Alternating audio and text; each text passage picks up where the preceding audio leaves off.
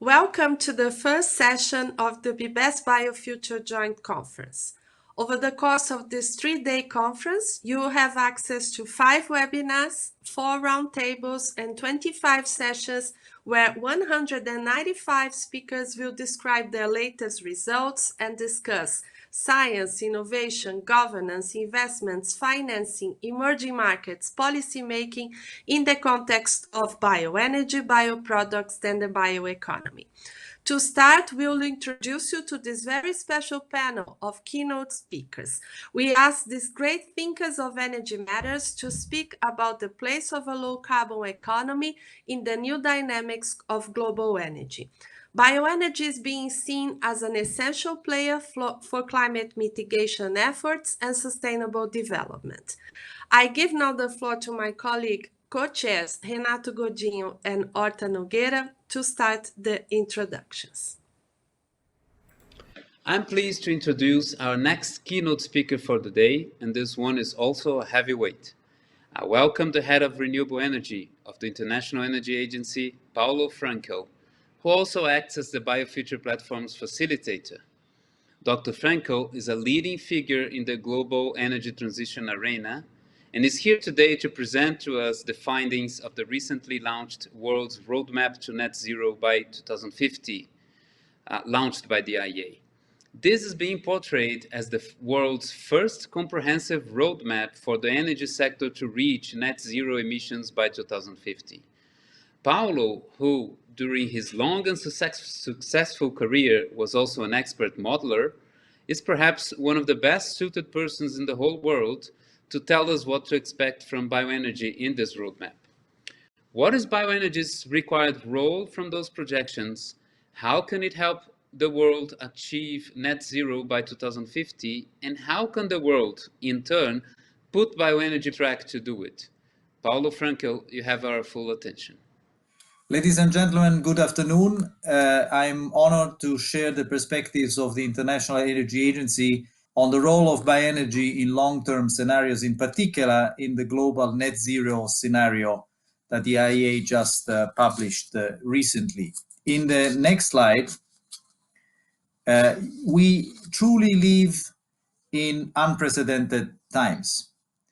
On one hand, the COVID-19 crisis had an unprecedented impact on the global energy system, including bioenergy, with a drop in energy demand by almost minus 5%, which is the deepest drop since World War II. On the other hand, there is unprecedented policy momentum, and there are at least 4 grounds of optimism towards clean energy transitions worldwide. More than 120 countries have presented net zero emission pledges and also companies by around mid of the century. In the recent climate summit organized by the US President, Mr. Biden, United States, the European Union announced emission cut targets for 2030. We are in presence of the largest stimulus packages in economic history, and we're going towards a crucial COP26 meeting in Glasgow. In this framework, the IEA published on the 18th of May the first ever net zero emission roadmap, and we are very proud of this work. Next, please. Why did we feel there is a need for a roadmap? Because unfortunately, targets are not enough. There is a gap between the rhetoric, between the pledges of the countries and real life and real emission cuts. And as you can see in this graph, while in 2020 there was the largest drop in emission cuts, in 2021, as the economy rebounded, we had the second largest rebound of CO2 emission in history. And the annual emissions are now again very close to 2019 level. And this is why, as we show in the next slide, in order to assist countries to go from pledges to real emission cuts, the IEA prepared a roadmap towards global net zero emissions by 2050. Now, my first message is this is a roadmap for economic growth. In our roadmap, the GDP in 2050 is more than twice as large than in 2020. Despite of that, thanks to accelerated increased energy efficiency, as you can see in the graph, the total energy supply and demand, this is total energy, not just electricity, is lower by 10% than in 2020. This is energy efficiency first. The second message, there is a paradigm shift from a fossil fuel based system like today, 80% more or less of the energy supply is from fossil fuels, to a world dominated by renewables with a contribution of nuclear, as you can see. And the role of bioenergy is very important. It's the second largest source of energy with almost 20% of total supply. Next. As I said, it is a roadmap for economic growth and for job creation. The economic part of the analysis was done with the IMF and estimates that if the net zero emission was to be implemented, we would have 0.4% of more global GDP per year. So by 2030, we would have an increase of 4% of world GDP in addition to the baseline. Now, this is reflected also in growth. And we estimate that 14 million jobs would be created in global energy supply, plus others in the clean energy end users. Of course, there would be losses in the fossil fuel industry, but we would have a net benefit of 9 million new jobs. But these jobs needs to also take into account that policy are needed to support reskilling and diversification in fossil fuel dependent communities. And as you can see in the pie in the right, 2/3 of these new workers would be high skill level workers. And there is a need for policy focus on this reshifting of forces. Next, please. As I said, targets are fundamental, but are not enough. The value of this roadmap exercise is to set concrete and also near-term milestones to get on track for long-term targets. Now, first look at the targets, and we can see the first sector that will go net zero is the power sector, already by 2040. But the other sectors are harder to abate: industry, transport, buildings. The roadmap includes more than 400 pragmatic milestones for policymakers' considerations to make this happen. This covers every sector, from solar and wind, to hydrogen, to energy efficiency, to the phase out of fossil fuels, and obviously to low carbon fuels.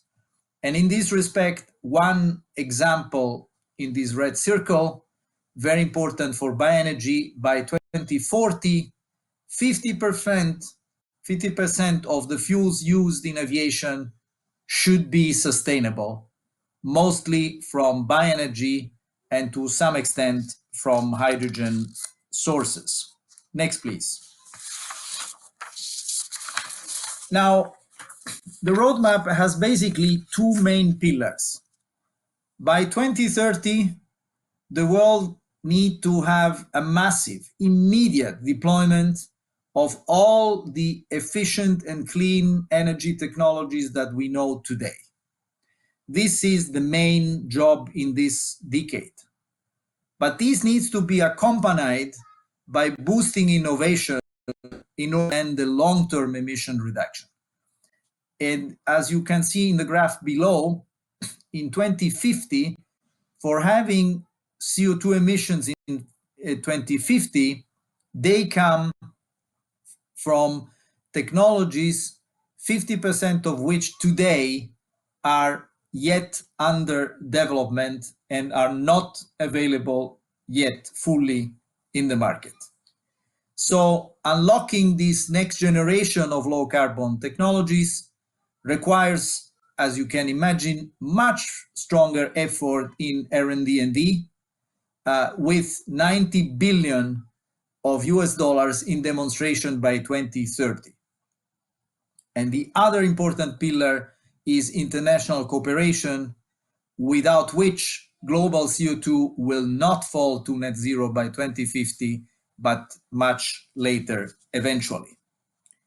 So coming to the role of bioenergy in the next slide, bioenergy, as I already said, is to play a major role in various forms, from solid, liquid, gaseous fuels. The first message from this graph is unsustainable traditional use of biomass is to be phased out completely by 2030, and it will be substituted by uses of modern bioenergy, be it solid, liquid, or gaseous. By 2050, modern bioenergy becomes the second largest source of energy supply after solar, with a share of almost 20% of total world energy supply. And as you can see in the graph, a massive jump needs to be done in this decade. Just to give you an example, look at liquid biofuels that needs to be to triple in this decade in order to match the growing demand mostly in the transport sectors. The second aspect is the evolution of technologies. This is true both for gaseous biofuels and liquid biofuels. As I said already, in 2030, there is a massive deployment of both forms of bioenergy already, and then there is a technological evolution which starts already in this decade, with an increasing share of biofuels coming from new feedstocks, be it waste, residues, or, for instance, cellulosic feedstocks. But it also, this decade, is important to start to combine bioenergy with carbon capture and storage, which is one of the major ways to create negative emissions. Now, as the time passes, we will see more of advanced biofuels in any forms, and also the uses shift towards sectors that are less easy to electrify, like, for instance, aviation. And in this process, we will also see a change in the use and the production of biofuels, for instance, in the transformation also of ethanol to jet fuels. In these two later decades, we will see also a massive combination bioenergy, biofuels with carbon capture and storage. So basically, as you can see, there is a massive shift of advanced biofuels that today only represent less than 10%, less than 1%, of total biofuel supply, to almost 45% by 2030 and a 90% in 2050. This is a massive technological challenge. I would like to highlight that this is an evolution, not a substitution. We will see more and more hybrid solutions, combining first generation, second generation, third generation of biofuels, combining biofuels with carbon capture and storage, and maybe eventually also combination with hydrogen to produce synthetic fuels and synthetic chemicals. This is a technology evolution challenge, which is in this graph. Negative emissions.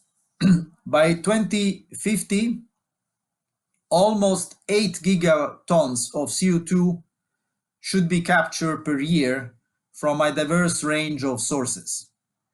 2.4 will be captured through BECCS or direct absorption of carbon, air absorption, of which almost 2 will be permanently stored. So the combination of bioenergy with CCUS, which is one major route to negative emissions, will be in particularly relevant for electricity and fuel supply. Next, please.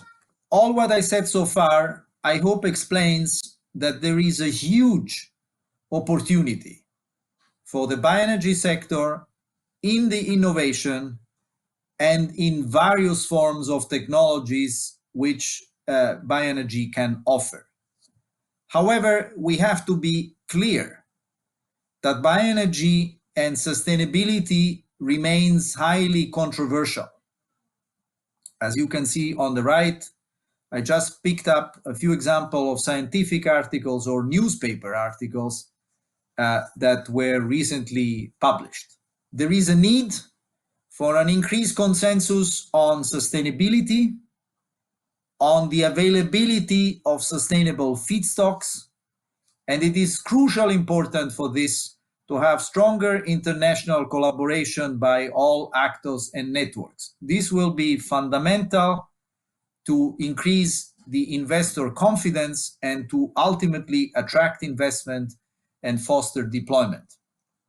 In this respect, the activity of the Biofuture platform is incredibly important, and I would like to announce that under the Biofuture Clean Energy Ministerial Initiative, there will be soon a great effort on working on sustainability, on sustainable feedstocks, together with other international organizations and networks, together with the Global Bioenergy Partnership, together with the IEA Secretariat, with IRENA, with FAO. This morning, I spoke with the International Standard Organization, which is interested to collaborate as well. It will be an inclusive initiative with all the coalition of the willing that want to have a transparent dialogue and debate on these crucial points and make really an improvement to try to have consensus. Which leads me to my concluding remarks on 6 points in my last slide. First, the IEA net zero emission roadmap shows that reaching net zero emissions globally by 2050 is a formidable and critical goal. It is a narrow path, but it is achievable. It requires nothing less than an unprecedented full transformation of how energy is produced, transported, and used worldwide. Having said so, I wish to highlight it is a pathway to net zero. It is not the only possible. And obviously, each country, each region with their own specificity will have their domestic routes and their solutions towards net zero emission. As I mentioned before, the pathway has two pillars. One is the immediate and massive deployment of all available clean and efficient energy technologies, but equally important, it is boosting clean energy innovation now to reap the full benefits of decarbonization in the period from 2030 to 2050. Third point, energy efficiency and electrification are critically important in this transformation, but they are not enough. Low emission fuels in the form of biofuels, of biomethane, of hydrogen-based fuels will have to help to decarbonize sectors where direct electrification is more challenging, and they play a major role. The energy mix, which today is dominated by fossil fuels, will be totally transformed in an energy mix dominated by renewables. And in such a mix, sustainable bioenergy features prominently to do a number of services, from flexible electricity generation, which will also enable more system integration of solar and wind in a secure and cost-effective way, to industry and transport, and as I showed before in the slides, an increasingly use in connection with CCUS to lead to negative emissions. Sustainability is a must, however, and the world we collectively need to assess competing uses, sustainability of feedstocks and conversion technologies, and of course, mobilizing supply chains. All these are key considerations to unlock the vast potential of sustainable bioenergy. And my last point, all this will not come by itself. It needs an urgent, strong, credible policy action from all governments, underpinned by much greater international cooperation. All this is needed to attract investment at scale, foster required innovation, and ultimately materialize the transition to net zero emission that the world needs. I thank you very much for your attention. Thank you. I am Luiz Nogueira from Campinas University. It is an honor and a pleasure to introduce Carlos Henrique Brito Cruz as a keynote speaker. Brito Cruz is the Senior Vice President, Research Networks at Elsevier and Professor Emeritus at State University of Campinas, Unicamp. He was a professor at Physics Institute of Unicamp, Director of the Physics Institute, Vice President for Research, and President of Unicamp. He has been the President of the Paulo Research Foundation, FAPESP, from 1996 to 2002 and from 2005 to 2020. He was the Foundation's Science Director when he created the Bioenergy program. Brito Cruz is a member of the Brazilian Academy of Science and is a fellow of the American Academy for Advancement of Science and the American Physical Society. He received the Order of Academic Palms from France, the Order of Scientific Merit in Brazil, and the Order of the British Empire in the United Kingdom.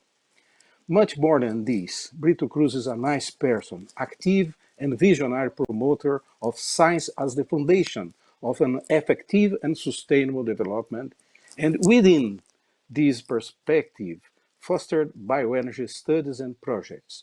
Brito, please, the floor is yours.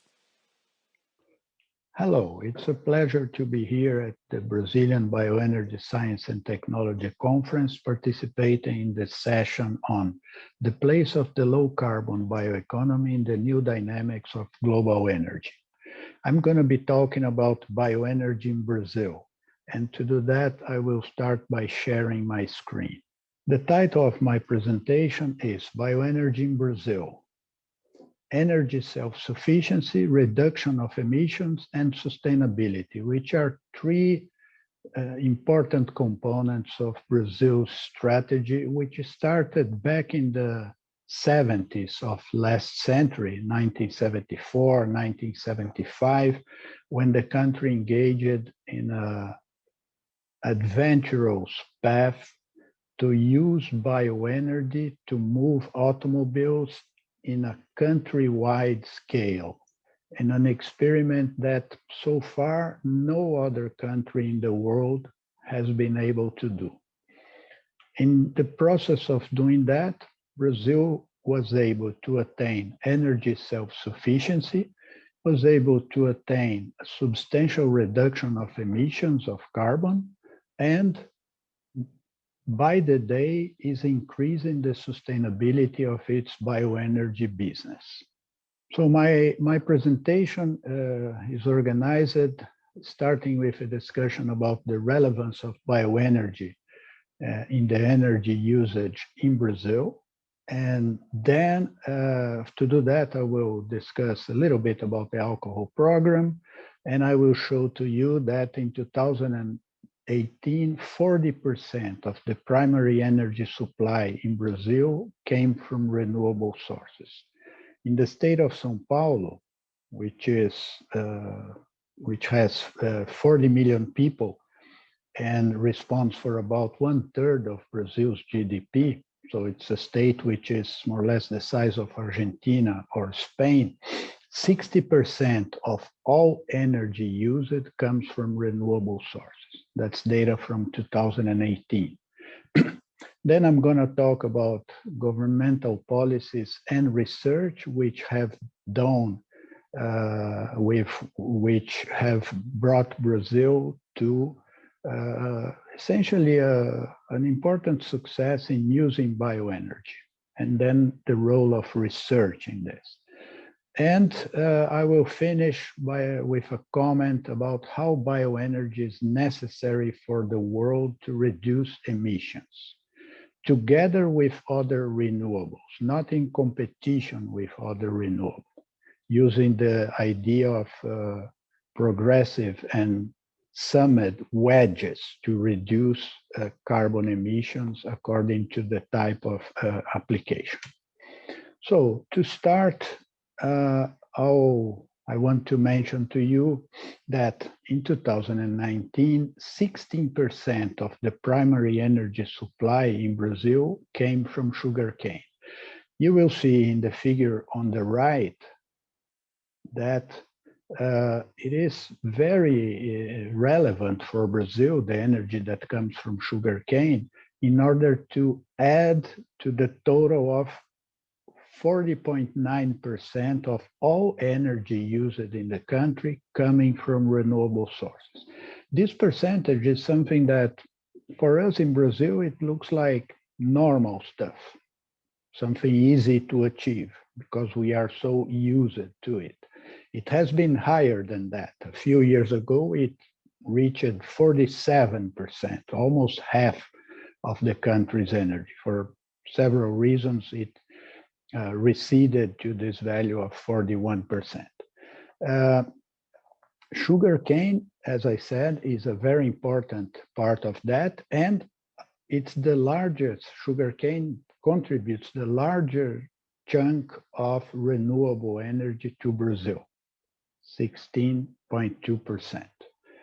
Now, if you go to a region, as I mentioned, like the state of São Paulo, a state with 42 million people, 1/3 of Brazil's GDP, 55% of the Brazilian ethanol production, you will see that from 1980 to 2018, the usage of oil and oil products fell from 62% of the total energy used in the state to 32%.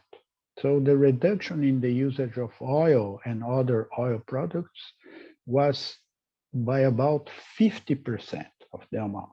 In this period from 1980 to 2018, the economy in the state of São Paulo grew, life for persons became better, there was strong development or reasonable development, and you will see that most of the contribution to be able to reduce the usage of oil came from the usage of sugarcane, which responded in 1980 for 14% of the total energy and reached in 2018 35% of the total energy used in the state.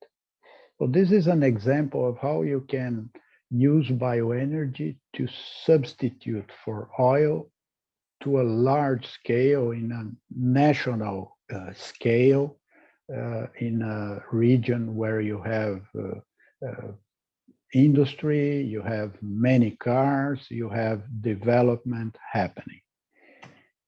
If you compare the situation of Brazil with that of several other countries, and I find this relevant mostly for our colleagues in Brazil, who many times do not have this landscape view.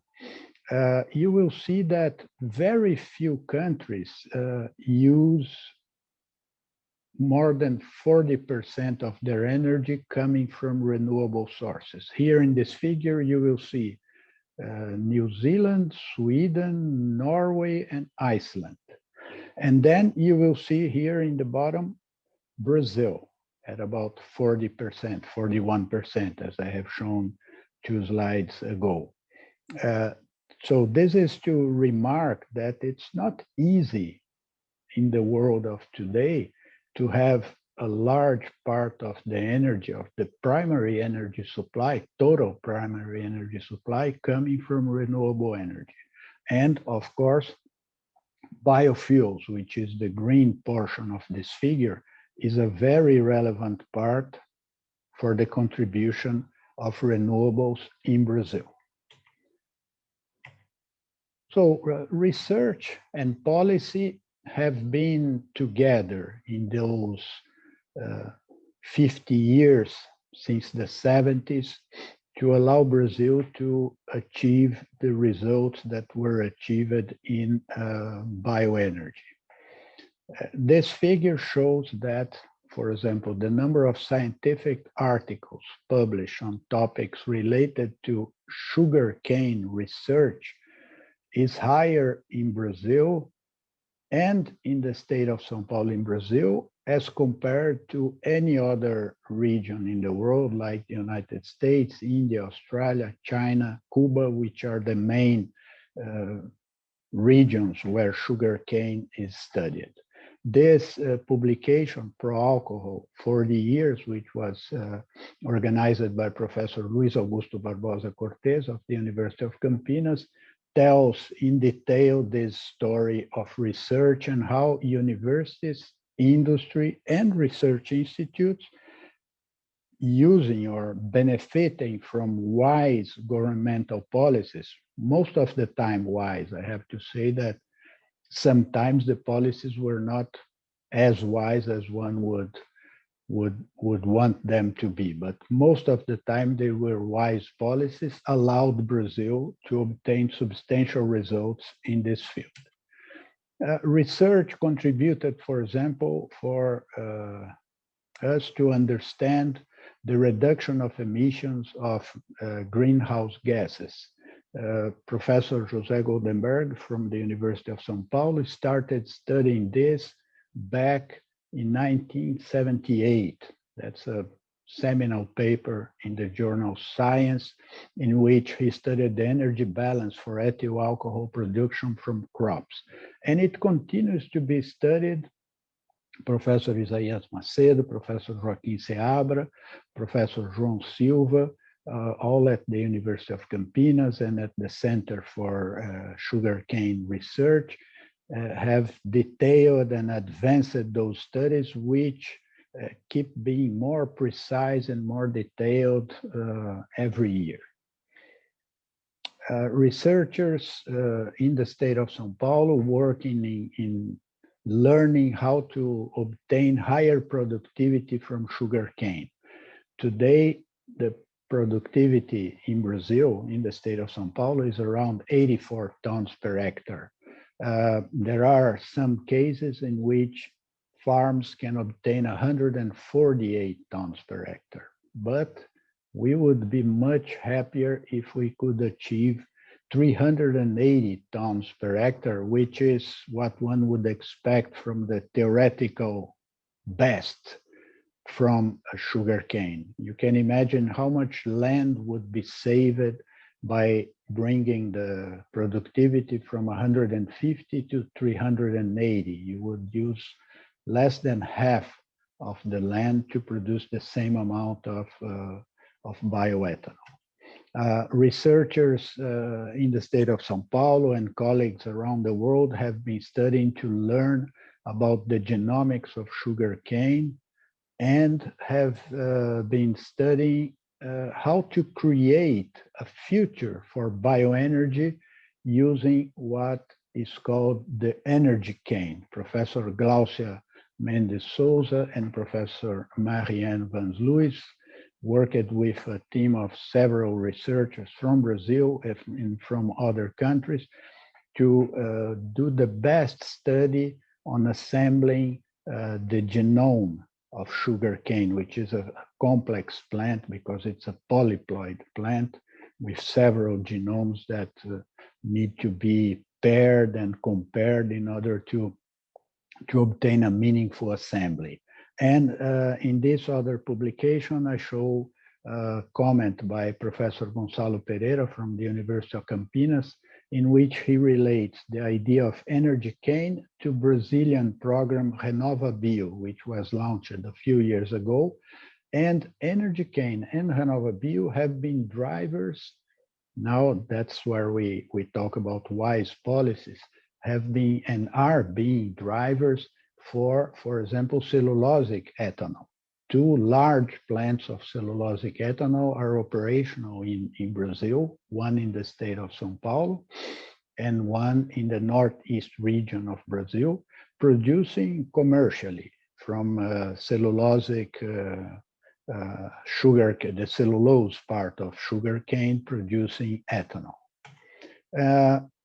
Then when you have sugarcane planted in large areas to supply liquid fuel to an industrialized country like Brazil, you must study the sustainability of the process. You have to do that because there are many ways to do large-scale sugarcane which are wrong.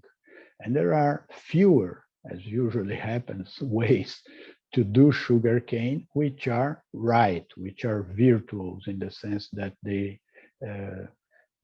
minimize or avoid harm to the environment, to the soil, to the water. And Professor Glaucia Souza worked with a team of 173 researchers from 82 institutions in 24 countries to prepare this report, which is freely available, on bioenergy and sustainability, bridging the gaps. Exactly what they did was to study several ways to produce bioenergy to a large scale from sugarcane, from corn, from other sources, and did a critical, not comparison, but a critical study of each case. And as a conclusion, they demonstrate that for each case of each type of crop, there are right ways, there are good ways to have large-scale bioenergy. So this is a very, very important report, which was produced together with the UN committee SCOPE back in 2014. The São Paulo Research Foundation does a lot on bioenergy, and it has been doing this since back in 2000. The foundation organized a study on the genomics of sugarcane.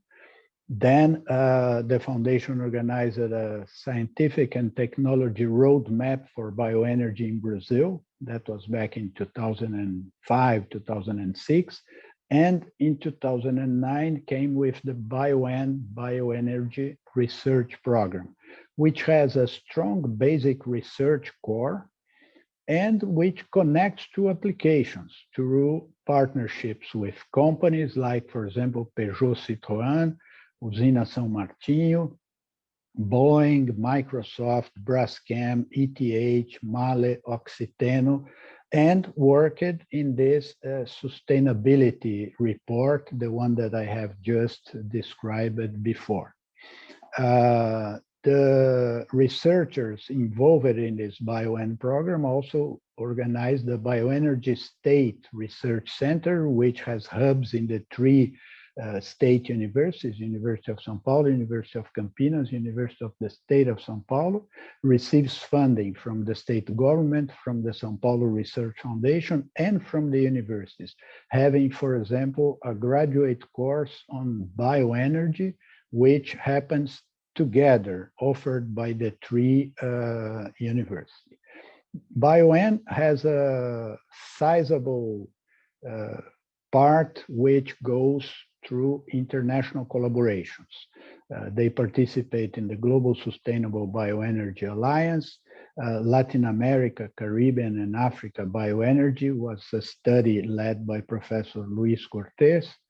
And then they work with BEST in the Netherlands, with BBSRC in the UK, and several other international organizations. You will see here on the right that almost 6,000 grants and fellowships were awarded by FAPESP as of 2020 in topics related to bioenergy and in topics pertaining to the BioEn research program. So it's a large research program, and I believe it's the largest research program in Brazil still today, which congregates maybe 300 principal investigators, thousands of students, master students, PhD students, really bringing a sizable contribution to the development of bioenergy in Brazil, in all the topics that I have mentioned before. It should be mentioned that not only in academia, but there is also a sizable effort in the state of São Paulo in terms of small business research, which relates to ethanol, bioenergy, and sugarcane. And those small businesses use frequently a special program that the São Paulo Research Foundation offers, which is a program for funding research in small businesses, small innovative research in small businesses. So there are several grants which are ongoing, 133 in total, including the ones which are completed. And you will see here that the companies are scattered all over the state of São Paulo, which is a sizable intensity, a sizable concentration in the northeast of the state, which is the region where most of the sugarcane is planted in the state of São Paulo. And they cover several fields, from biological control to fermentation, to genomics, to improving the culture of cane, machines which are using for harvesting cane, any topic. So that is to show that there is a sizable effort in Brazil with relevant results. And you will see in this illustration, which I took from an IRENA report, that renewable energy generates many jobs in Brazil, almost 900,000 jobs. And bioenergy contributes almost 600,000 of those 900,000 jobs, which is a sizable contribution to the economy, on top of the contribution in terms of reducing emissions, in terms of achieving self-sufficiency in the production of energy, in terms of reducing pollution in large towns where you have a large number of automobiles. The BioEn research program has also worked with colleagues in Africa in order to study and look for ways in which the successes of bioenergy in Brazil could or might be in the future used for Africa. They studied, for example, the sustainable and integrated bioenergy assessment as applied for Latin America, the Caribbean, and Africa. They studied sugarcane as a way to create jobs and to lift people out of poverty and out of energy poverty, and the potential of sugarcane in modern energy development in Southern Africa, together with other important and relevant results. To conclude, I want to make a brief comment on the fact that many times you find people considering that reducing emission is by competition, and there are those who like electric cars, those who like wind energy, but I think we cannot miss the opportunity to understand that reducing emissions is not about competing. It's not a competition among energy technologies. It is a summation game.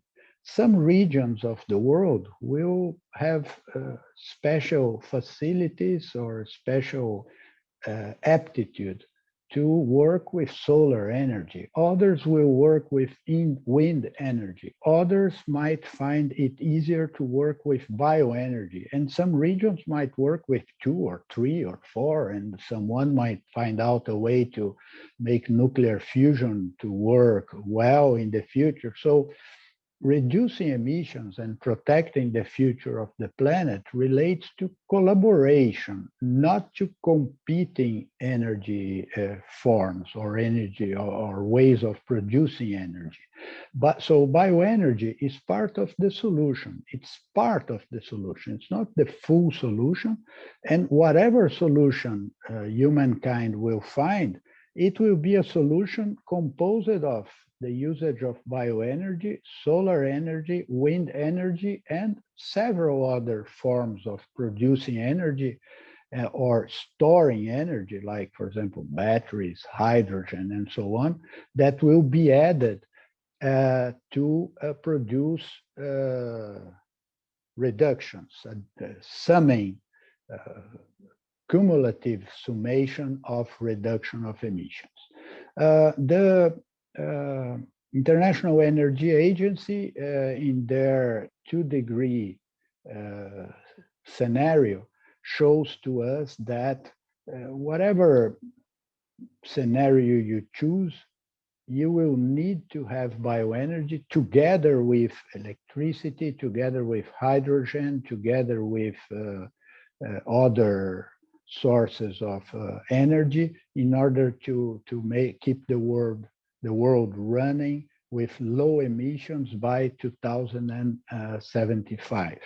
And this is a nice figure that illustrates this idea that I want to leave you with, which is the idea of the wedges. You're going to sum bioenergy. The vertical axis here shows the reduction in carbon emissions measured in gigatons of carbon. And then you will see here that you will do stuff related to bioenergy, to wind, to solar, to biofuels, and the sum of all those is what might help us to avoid the worst in terms of climate change, in terms of the content of greenhouse gases in the atmosphere. So in conclusion, I want to highlight to you that I describe it here about energy usage in Brazil, highlighting the fact that 40% of the energy used in Brazil comes from renewable sources, which is a very high percentage as compared to anywhere in the world. Bioenergy contributes 16% of the total energy used in Brazil. This percentage, this 16%, is limited many times, as it is now in Brazil, limited by non-optimal governmental policies and other occurrences too, but mostly non-optimal governmental policies, especially since 2015, when a sequence of governmental policies was especially bad for the sector of liquid fuel, be it gasoline, diesel, or ethanol in Brazil. But anyway, regardless of that, or even with bad policies, the amount of CO2 equivalent emissions which has been avoided or which is avoided each year in Brazil amounts to about 18% of the total emissions due to energy usage. This is an estimation done by Seabra and colleagues back in 2014. 18% is a large percentage by any standard, right? So we are not talking about ethanol to reduce 1%, 2%, or 3% of Brazilian emissions. We are talking about reducing 18 or even more than that, if policies allow for the usage of a large percentage of ethanol in the country, of the total emissions due to energy usage in the country. I also tried to show to you that research in Brazil was very relevant for those achievements. There were many hurdles to be won over: productivity, cost, usage of land, sustainability especially. And we are in a point in which sustainability research is especially relevant in terms of emissions, land use, and work conditions and work relations. That requires, of course, public policy together with technology development. Several national programs for research organized by FAPESP, by the National Bank for Development, FINEP, the National Research Council, CAPES, all agencies in Brazil gave substantial contribution to what has been achieved in the country in this field. And as a conclusion, I would like to leave you with this message. Bioenergy is necessary for the world to reduce emissions, but bioenergy will not be sufficient for the world to reduce emissions. Reducing emissions will require working together with several other renewables in the way or in the fashion demonstrated by the usage of wedges. Each one of the modalities of energy will bring a contribution so that we can keep the concentration of carbon in the atmosphere low enough to preserve the future of the planet. Thank you very much. Now it's my great pleasure to introduce Dr. Jeremy Shears. Jeremy became Chief Scientist of Shell in 2018, having been General Manager of Shell's Bio domain, where he led R&D on advanced biofuels and hydrogen at Shell's technology centers in the Netherlands, USA, UK, and India. Bioscience is identified in the current Shell technology strategy as a foundational science with considerable headroom for further rapid development. Jeremy leads Shell's strategic thinking and innovation agenda in this, both within the company and externally. More broadly, Jeremy is a member of the Shell Science Council, which comes together with leading external scientists and technology experts from top universities and institutes to help Shell stay at the forefront of energy technology innovation. Jeremy joined Shell in 1986 and has held various commercial and technology management positions in the UK, Belgium, United Arab Emirates, and Singapore, covering a variety of business areas including chemicals, lubricants, product safety, biofuels, and new energies. He holds a PhD in biochemistry from the University of Bristol and is a fellow of the Royal Society of Chemistry and the Royal Society of Biology. He sits on the UK government's Innovation Strategy Board for the chemistry using industries and on the Industrial Biotechnology Leadership Forum. He's on the Scientific and Industrial Advisory Board of Genome Canada. He's an honorary professor in chemistry at the University of Manchester. Dr. Shears, thank you very much for accepting our invitation. It's an honor to have you in our conference. You have the floor. Hello, my name is Jeremy Shears and I'm Chief Scientist at Shell. I'd like to speak to you today about the place of the low-carbon bioeconomy in the new dynamics of global energy. Just before we get underway, I need to share a cautionary note with you, the take-home message of which is don't make any investment decisions on what I'm about to say to you. So with that, let's think about the energy system. Society is powered by energy. Our electricity, our transport, our industry, and our homes. And for the past 100 years or more, society has largely been powered by the types of energy that Shell provides. This has driven a decent quality of life for many people around the world. But society is changing, population is growing, demand for overall energy is increasing, and society overall needs to reduce its emissions. At Shell, we believe the world needs more and cleaner energy solutions, and it's not a case of either or. Now, change is underway. The energy transition, as we call it, is underway. It'll take place in different places at different rates. For some, it will happen too fast, and for others, it'll be simply too slow. Shell has set itself a target to become a net zero emissions energy business by 2050 or sooner. And that means we'll be net zero on all the emissions from the manufacture and use of our products by 2050 at the latest. With our target, we will contribute to a net zero world where society stops adding to the total amount of greenhouse gases in the atmosphere. This supports the more ambitious goal of climate change laid out in the Paris Agreement to limit the rise of average global temperature to 1.5 Celsius. Becoming a net zero emissions energy business means that we are reducing our emissions from our operations and from the fuels and other energy products we sell to our customers. It also means capturing and storing any remaining emissions using technology or balancing them with offsets. We're taking steps to cut emissions from our existing oil and gas operations, of course, and to avoid generating more in the future. We believe that our emissions peaked in 2018 and we'll have to continue working to bring them down further.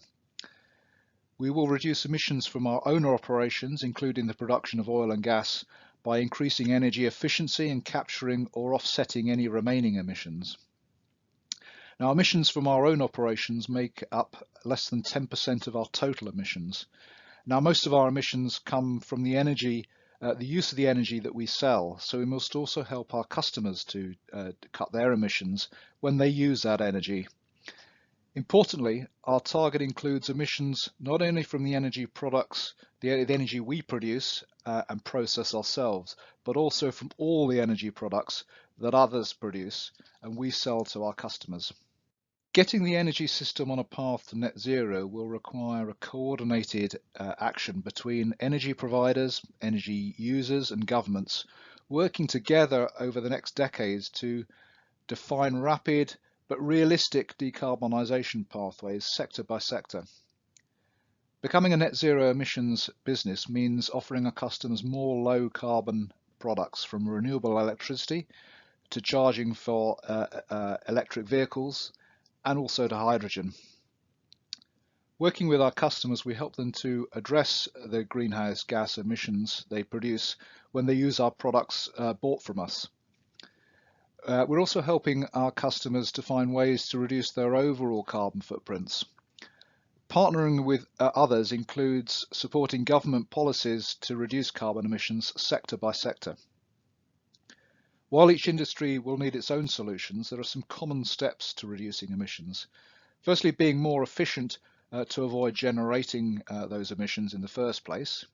Secondly, using lower carbon energy products to reduce those emissions. And finally, capturing unavoidable greenhouse gas emissions using technology or nature. It's very clear to me that the bioeconomy will play an increasingly important role in decarbonising the energy sector as the century progresses, both from its carbon storage potential and from its role in providing a renewable feedstock option for chemicals and materials. Photosynthesis not only provides a mechanism to capture solar energy in molecular form, but it also generates molecular building blocks for future biomanufacturing industries. Biomass is already a very important energy feedstock. It can be used to produce heat and electricity, and it can also be used to produce liquid biofuels and renewable natural gas, biomethane. The same feedstocks can also be used to make important chemicals. In addition to all this, natural ecosystems act as carbon sinks, locking up carbon in the biomass and, importantly, in the soil in which the biomass grows. And this is the basis of the emerging nature-based solutions businesses.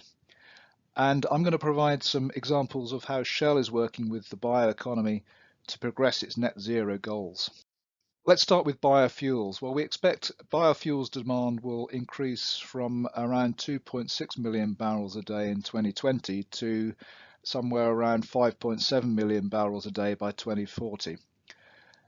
Shell is actually one of the largest blenders and distributors of biofuels worldwide.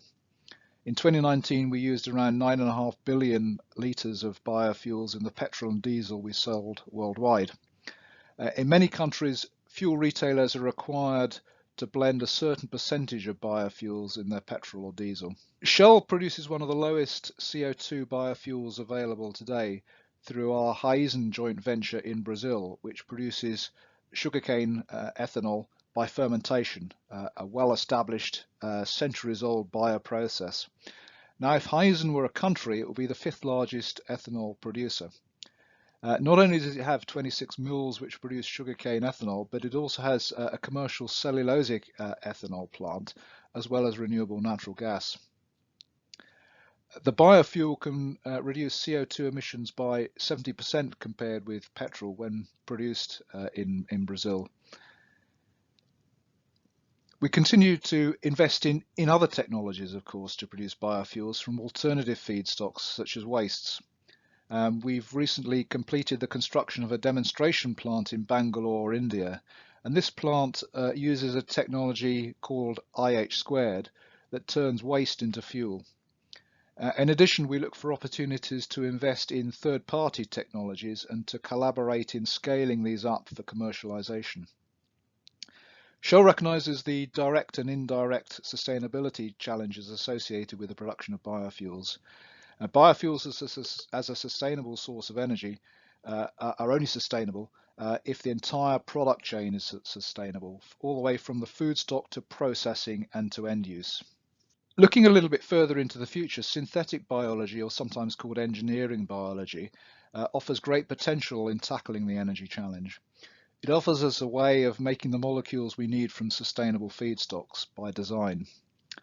Let's take, for example, olefins biosynthesis, and it's well known that plants can produce ethylene, for example, which causes bananas to ripen, but it can also produce other olefins.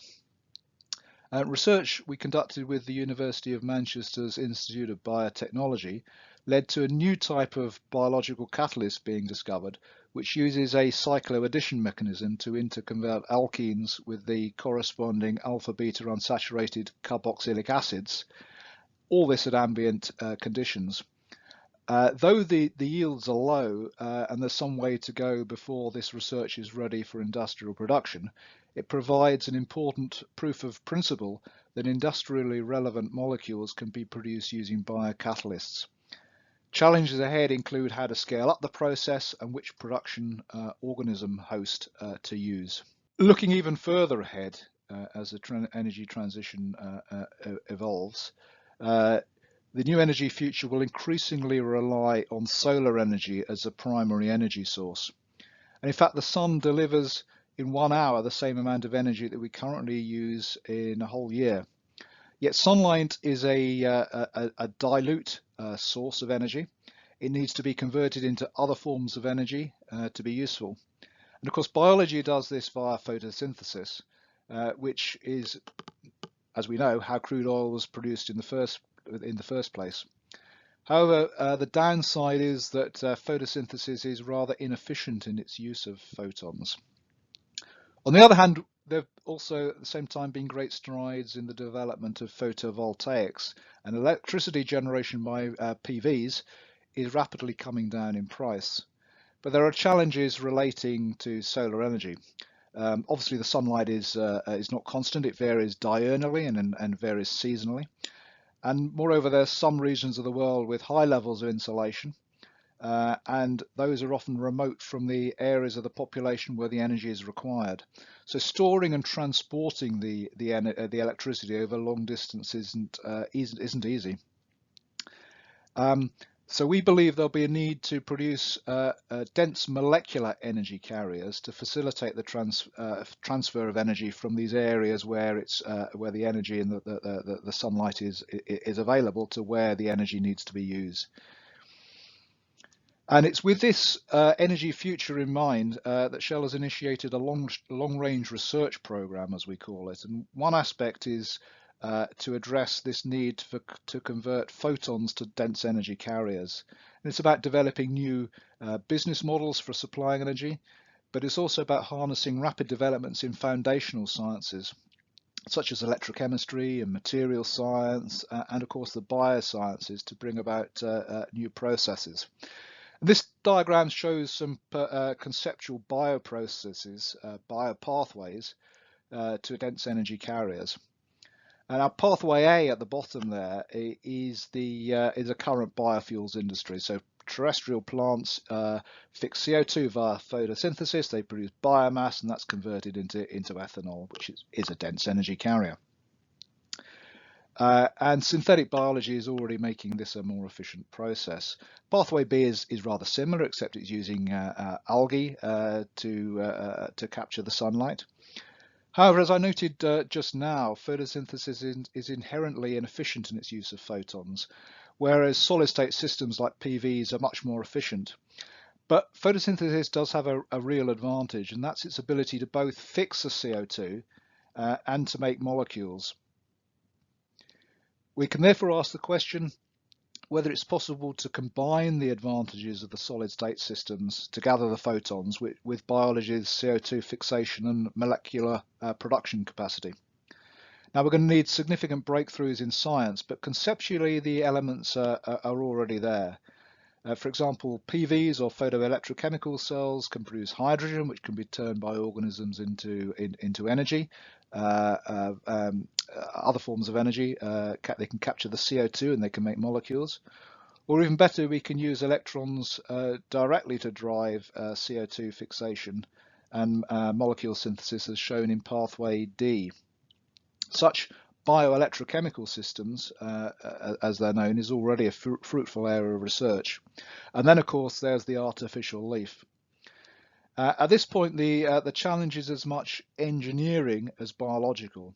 Therefore, a multidisciplinary approach is required, and it's essential that biologists, electrochemists, engineers speak together at an early stage, preferably developing the same vocabulary to facilitate such discussions. Moving on to slightly different areas. So most of the Earth's carbon, as we know, is stored in the oceans, and the next largest reservoir is the soil.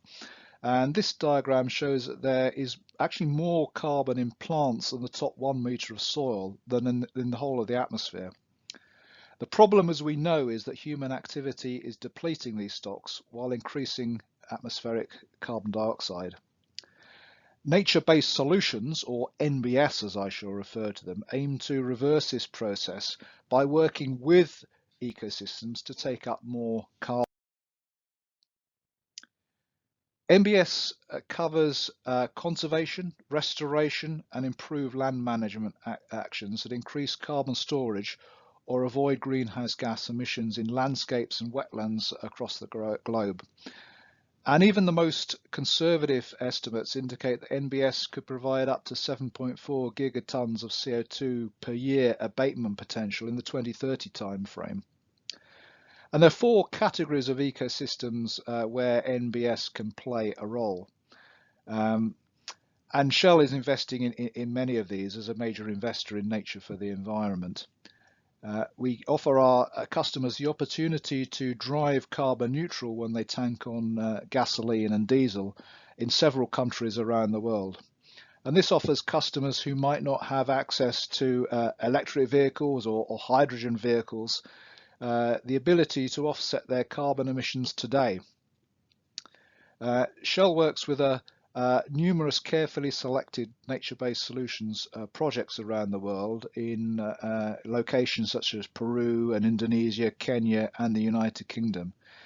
And these projects help us to reduce greenhouse gas emissions while improving the livelihoods of the local communities in which they operate and preserving biodiversity and wildlife. And the 4 areas that receive most attention are wetlands, for example, coastal restoration, mangrove swamps, that kind of thing. Forests, so avoiding deforestation or building new forests. Agriculture is a significant area. I'll say a little bit more about that in a moment. And then finally, there's the blue plankton, which is a blue carbon, which is around algae and plankton that grows in seas or fresh water. Now, the ultimate fate of carbon in soils and marine sediments is largely controlled by microbial respiration. Microbes determine the rate and magnitude of consumption of labile carbon and the production of other potent greenhouse gases such as methane and of course nitrous oxides. For nature-based solutions purposes, mechanisms to increase carbon stocks in soil whilst limiting the production of greenhouse gases are desirable.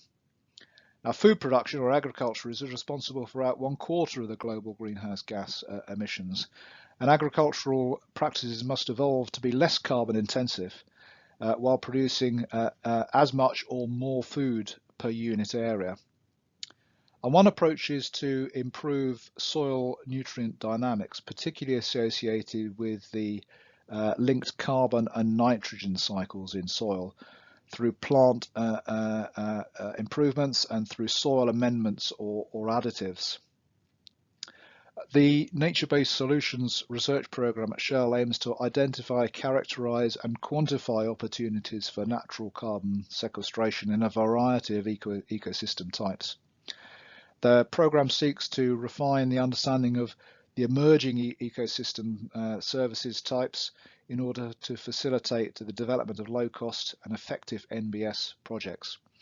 So soil carbon and soil microbiology is one of the current and future cutting edges of science and technology where huge developments can be made. So in the last few minutes, I hope I've been able to give you an idea of the challenges that need to be addressed in this energy transition. I also hope I've been able to illustrate with a few examples how the bioeconomy and biology or biosciences in general can contribute to solving these challenges. As I mentioned earlier, these energy transitions are unfolding at different paces in different places, and across all sectors of economic activity. And this creates both risks and opportunities. And leading through this, new technologies, business models and partnerships supported by policy and regulatory frameworks will be needed. Success will also require working across sectors and at the local and whole energy system levels. As we emerge from the pandemic and as we navigate this still uncertain post-Paris era, we will continue to actively engage and listen to others in our aim to jointly develop workable solutions for society in the many countries in which Shell operates. So our company has existed for around 130 years, and we intend to adapt, innovate and play our role in the global drive to produce more and cleaner energy solutions for all. With that, I would like to thank you very much for your attention, and I'll sign off. Thank you. And now I have the privilege to introduce Thelma Krug as a keynote speaker. It is not an easy task to summarize Thelma's large curriculum, full of relevant activities and achievements, leading research projects in Brazil and abroad. Besides being an active scientist, she held decisive functions in government, most of them directly related to the climate change issues and agreements. In 1982, she became part of research staff of the National Institute for Space Research, INPE, where she has had the remote sensing division and general coordinator of Earth observation, and is currently an advisor for international cooperation. She has been a high contributor to the Intergovernmental Panel on Climate Change, participating in the preparation of several reports and co-chairing on national greenhouse gas inventories.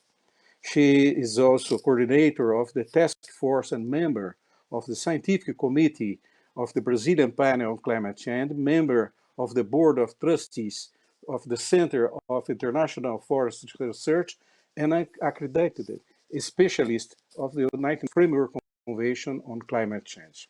In recognition of his relevant work, she received several awards and distinctions. In 2015, she was elected by Occupy one of the 3 vice presidencies of the IPCC by representatives of all member countries. Thus, Thelma Krug is certainly one of the world's leading authorities in climate change and forests and deserves all our attention. Please, Thelma, the floor is yours. Hello. Let me first thank the organizers for the invitation and the opportunity to present this keynote speech at this session. I intend to address the expected role of bioenergy in the context of the Paris Agreement, and in particular, its contribution to maintain the global average temperature increase well below 2 degrees Celsius above pre-industrial levels, while pursuing to limit this increase to 1.5 degrees above these levels in the context of strengthening the global response to the threat of climate change, sustainable development, and efforts to eradicate poverty. My support material comes from the Intergovernmental Panel on Climate Change, the IPCC Fifth Assessment Report, the AR5 of 2014, and two special reports, the Special Report on Global Warming of 1.5 degrees Celsius and the Special Report on Climate Change and Land, approved by the 196 member governments of the IPCC in 2018 and 2019, respectively.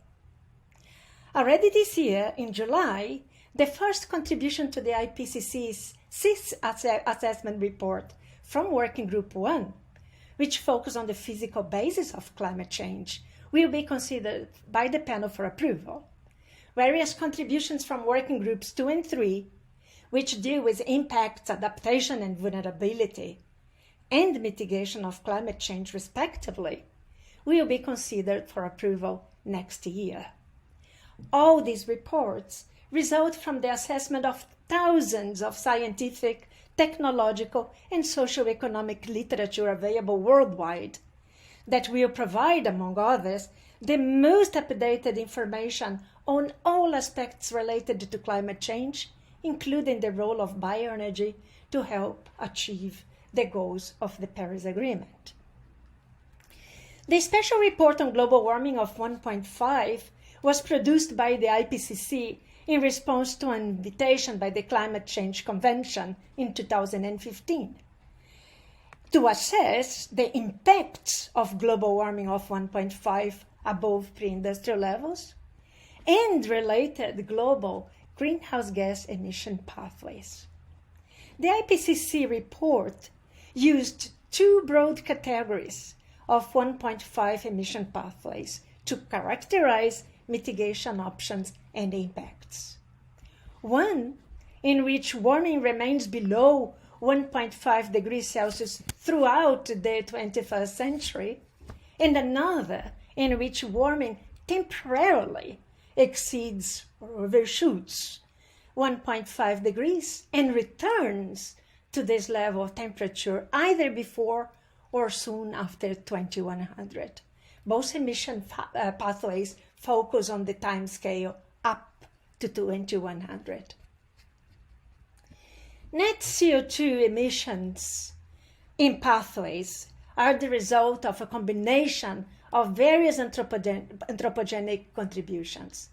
CO2 produced by fossil fuel combustion and industrial processes, CO2 emissions or removals from the agriculture, forestry, and other land uses known as the AFOLU sector, CO2 capture and sequestration, CCS, from fossil fuels or industrial activities before it's released to the atmosphere, and CO2 removal by technological means, which in current pathways is mainly achieved by BECCS, bioenergy with carbon capture and storage, and AFOLU-related carbon dioxide removal. These four contributions are applied in the emission pathways analyzed in the 1.5 special report in different configurations, depending on the acceptability and availability of certain technologies, the timing of near-term climate policy, and the ability to limit the demand that drives baseline emissions.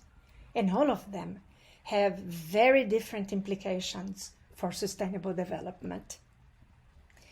This slide showing the main panel to the left, the general characteristics of the evolution of anthropogenic net emissions of CO2 in model pathways that limit global warming to 1.5, with no or limited overshoot, less than 0.1 degrees Celsius, and also pathways with higher overshoot. The shaded area shows the full range of pathways analyzed in the 1.5 special report. Please note the 4 illustrative model pathways, P1 to P4, which will be referred to later in this presentation.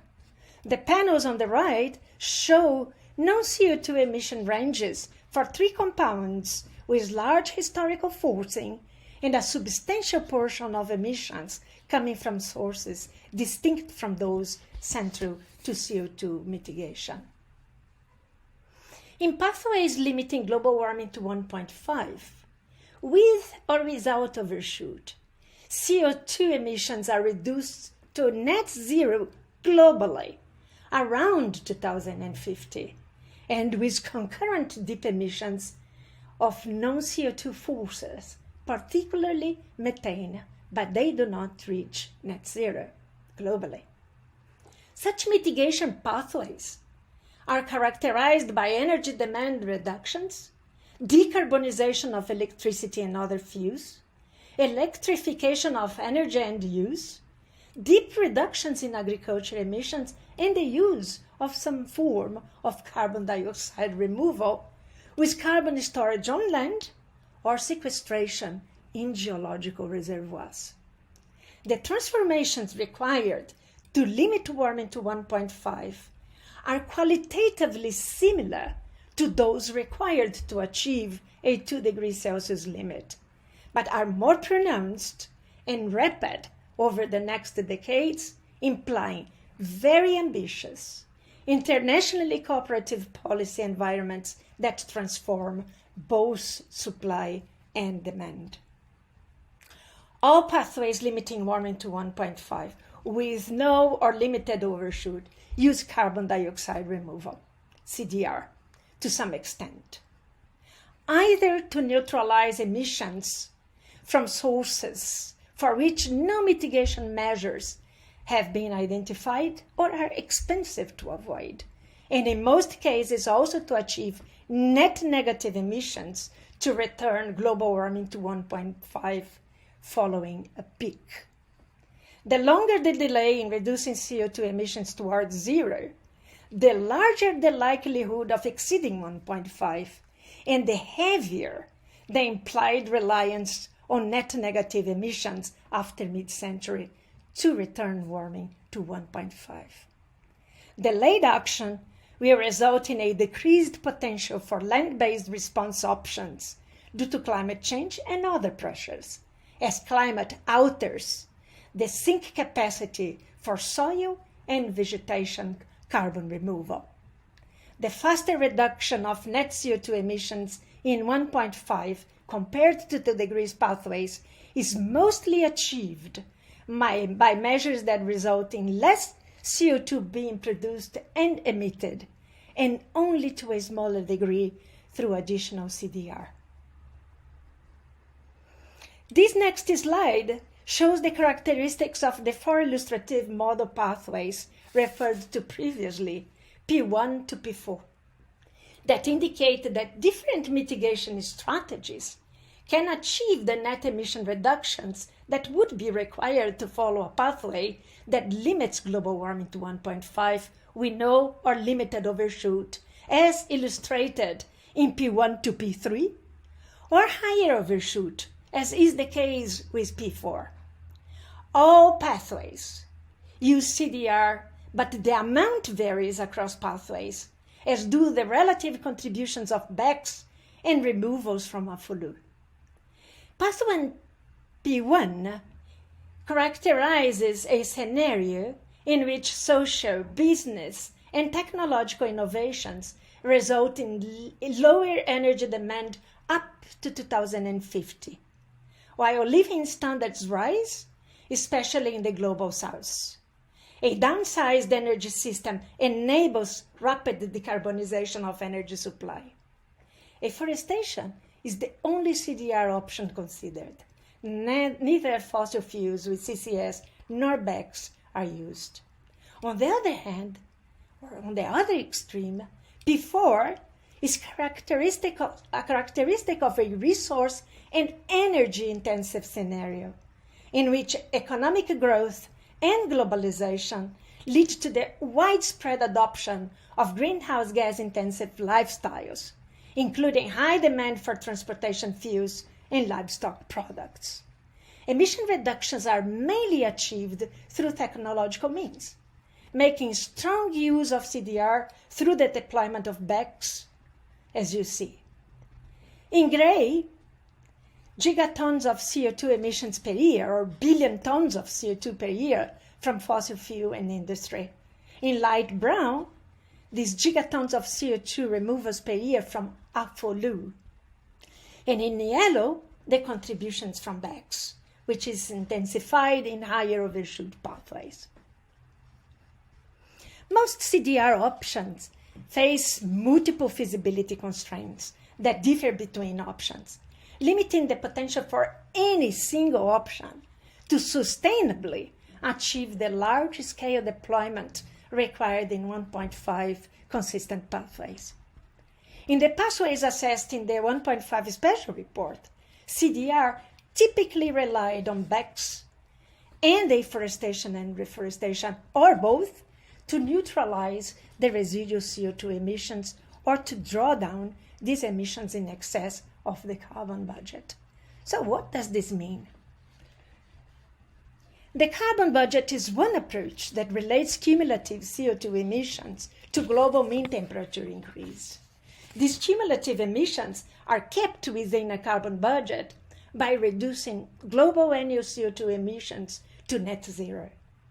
And the IPCC, in the special report of 1.5, defined the remaining carbon budget as the cumulative CO2 emissions from the start of 2018 until the time of global net zero emissions, and suggested that to limit warming to 1.5, the remaining budget is about 420 gigatons of CO2 or 500 gigatons of CO2, depending on the probability of achieving the temperature limit. 2/3 in the first case, or an even chance in the second, as can be seen in this slide. Remaining budgets applicable to 2100 would be approximately 100 gigatons CO2 lower than this, to account for permafrost thawing and potential methane release from wetlands in the future and non-CO2 mitigation strategies.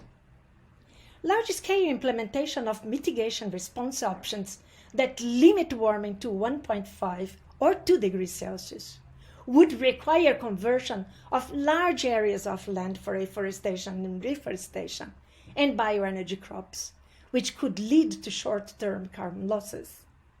The land demand for bioenergy crops ranges from about 3.2 to 6.6 million square kilometers in 2100.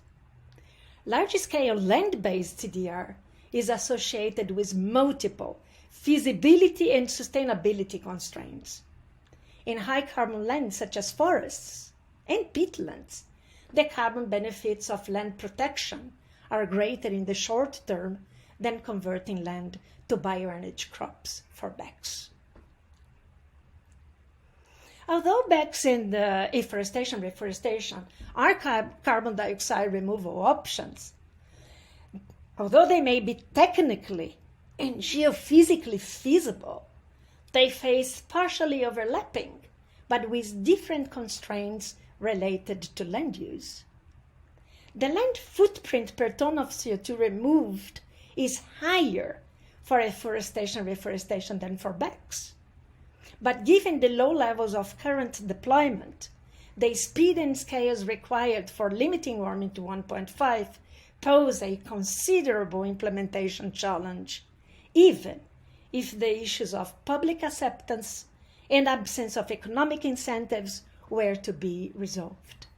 The large potential of afforestation and the co-benefits, if appropriately implemented, including biodiversity and soil quality, will diminish over time as forests saturate. Other CDR options, such as the direct air carbon capture and storage and enhanced weathering, still present high cost and energy requirements. The land report also indicates that some options, such as bioenergy and BECCS, are scale dependent. The climate change mitigation potential for bioenergy and BECCS is very large, up to 11 gigatons of CO2 per year. However, the effect of bioenergy production on land degradation, food insecurity, water scarcity, greenhouse gas emissions, and other environmental goals are scale and context specific. And these effects depend on the scale of deployment, the initial land use, the land type, the bioenergy feedstock, the initial carbon stocks, climatic region, and management regime. Large areas of monoculture bioenergy crops that displace other land uses can result in land competition with adverse effects that can be ameliorated with the integration of bioenergy into sustainably managed agricultural landscapes. This next slide from Chapter 4 of the Special Report on 1.5 presents evidence of CDR abatement costs, 2050 deployment potentials, and key side effects for several CDR options, including soil carbon sequestration, ocean alkalinization, enhanced weathering, direct air carbon dioxide capture and storage, biochar, BECCS, and deforestation and reforestation. The potentials cannot be added up as CDR options would compete for resources, for instance, land. And the technical mitigation potential of BECCS in 2050 in the literature ranges from 1 to 85 gigatons of CO2, but this range can be narrowed significantly if sustainability concerns are taken into account. The assumptions and adjustments related to sustainability of bioenergy are a key contentious area where estimates can vary a lot between authors.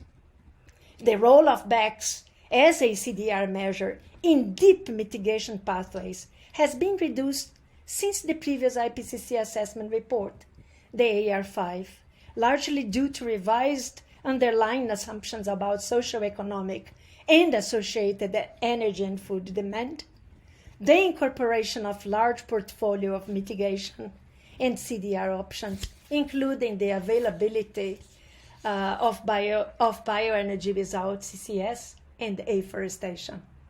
Bioenergy use is substantial in 1.5 pathways with or without BECCS due to its multiple roles in decarbonizing energy use.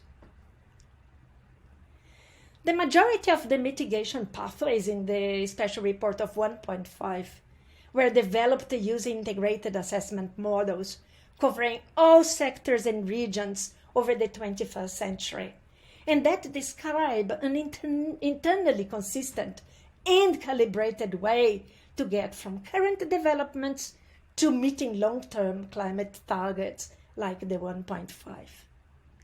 In the energy sector of these integrated models, bioenergy has been used for electricity, liquid fuels, biogas, and hydrogen production.